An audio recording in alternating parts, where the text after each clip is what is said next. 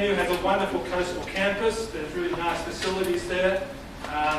There are nice dormitories. There's a room where we can have classes, and there's this extraordinary landscape that we can walk around and try to get come to terms with. And there's also time during the lunch break for people to go for a walk or a swim. There are very, very strong ribs there, so there are a lot of warnings about where not to swim, and never swim by yourself or at night time.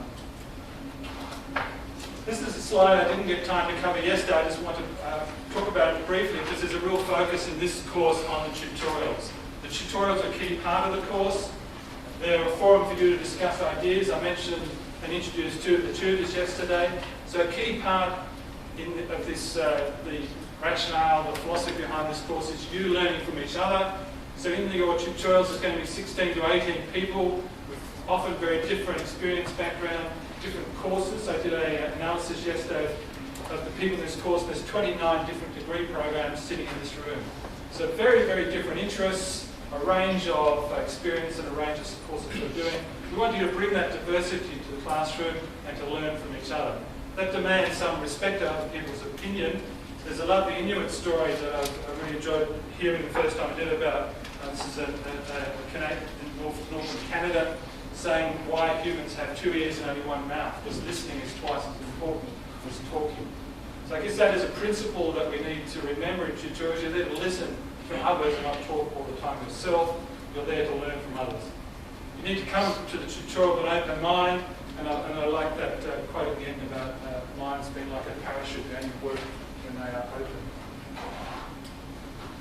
On the web page, you'll see that Alice and I both have our office hours up. Alistair made the invitation that you can drop in any time yesterday, but he's a busy man, so what was the time we agreed to do? Probably 2 hours after this panel section. Okay, so 2 hours after this panel, I'll put up on the web page as the best times to see him, but like me, if you send him an email, we'll try to make a time to see you as soon as possible. But I'll be sitting in my room as I did this morning between 9 and 10, and anyone can come in. We'll Friday afternoon between 4 and 5, and I'll make sure I am there in those hours. All this information is on the top of the web page. When you click on contacting staff. And if you send me an email, I'll make an appointment with you as soon as I can outside those hours. And also email's quite a good way to solve many problems.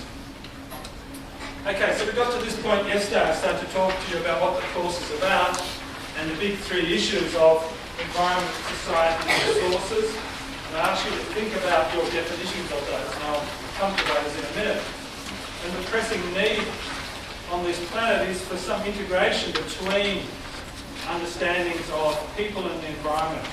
I was pleased that there are 22 people in this class doing psychology. So not every science course has 22 psychologists in it, but understanding human attitudes, behaviour, perceptions is clearly a very important part of managing resources. And as you'll see when we get to talk about the essay question, we're talking about managing people, not managing resources in most environmental issues. So in terms of understanding this issue, we need to think about the relationship between environment, society and resources. And as I said yesterday, I like the concept of, this is a definition of geography from my former professor of geography when I did my PhD in Adelaide. She said geography is about who gets what, where and why.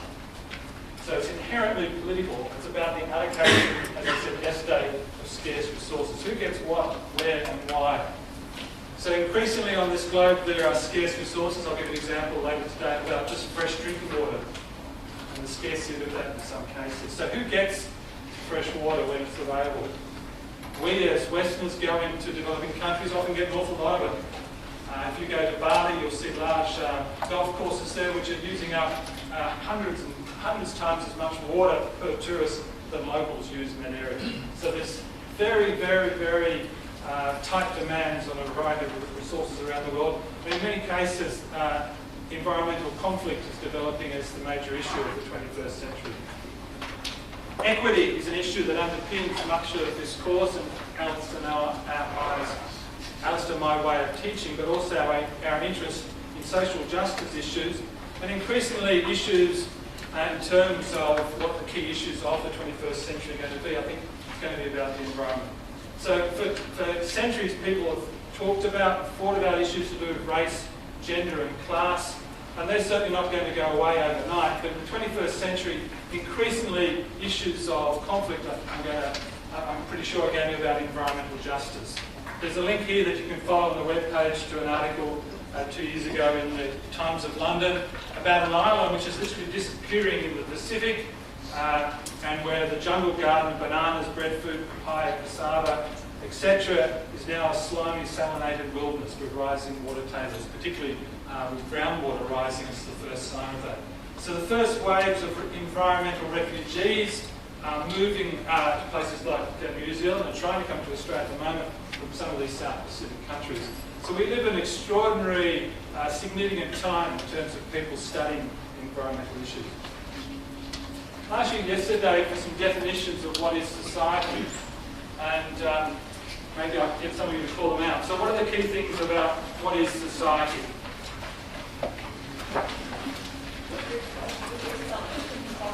People have something in common.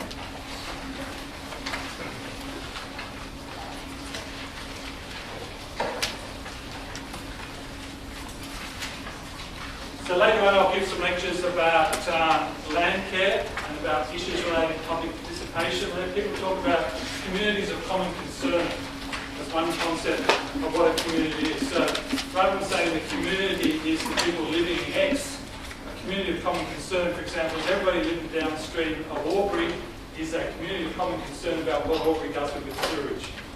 So in the early 90s, Albury did a consultation process with the community around them, and they did it by video link with all the communities all the way down the river.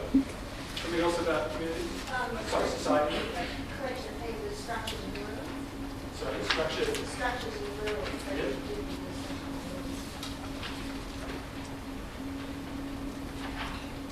Okay, so structures and rules are a really important part of this concept. So remember I talked about the tragedy of commons, and you'll come back to the tutorial next week. But a lot of people talk about not the tragedy of the commons, but the triumph of common property rights. So communities around the world have built quite sophisticated structures and rules for managing resources, and often they collapse. The interaction between people and environment. So that's a part of what a society is.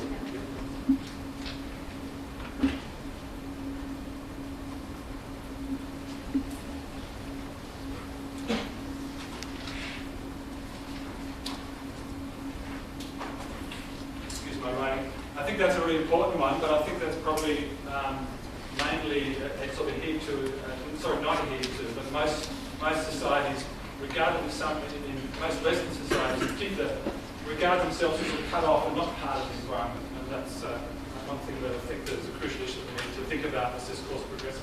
I think a big part of society is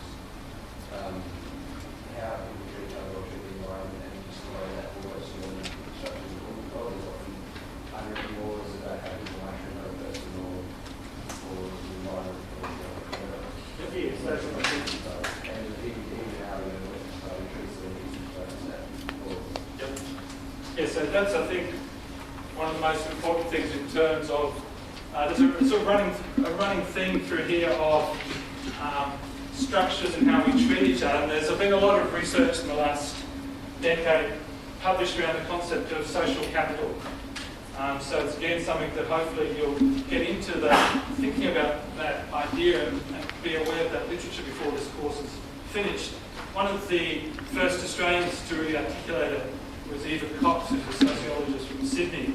And she gave a really impressive set of lectures, the Boyer Lecture, which is the annual ABC lectures in 1995. Again, on your webpage now, you can follow that link. But she talks about